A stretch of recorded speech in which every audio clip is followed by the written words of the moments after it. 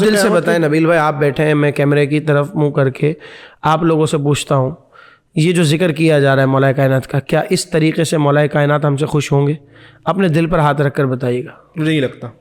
خدا کے واسطے یار, صرف یہ سوچیں, لوگوں کو چھوڑ دیں تھوڑی دیر کے لیے, کون کیا کر رہا ہے اسے چھوڑ دیں, مجھے بھی چھوڑ دیں کہ میں اس طرح کی یہاں کر باتیں کر رہا ہوں. آپ اس سے قطع نظر کے کون کہہ رہا ہے, آپ اپنے دل پر ہاتھ رکھ کر پوچھیں, اپنے آپ سے سوال کریں کہ اس انداز سے جو مولا کائنات کا ہم نے ذکر کیا ہے, کیا مولا کائنات اس کو قبول کریں گے؟ ہرگز قبول نہیں کریں گے بھائی.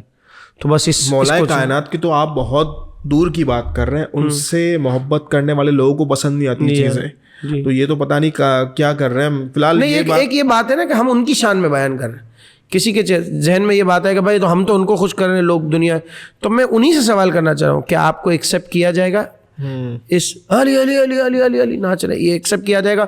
جھومر لگایا ہوا ہے ایک بچی نے, پڑھ رہی ہے, وہ کالا لباس پہن کے آئی ہے, وہ ہوا کی باہیں کھول کے پڑھ رہی ہے, عورت کی آواز عورت ہے.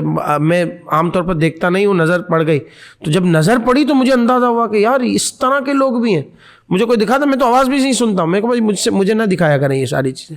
تو ایسا بھی ہوتا ہے, تو اب ایسی سچویشن میں آپ کیا ان سے ایکسپیکٹ کریں گے؟ دیکھیں, یہ سمجھ نہیں. میرے پوڈ کاسٹ کے ذریعے نا مجھے بہت سارے لوگ اپروچ کرتے ہیں کہ نبیل بھائی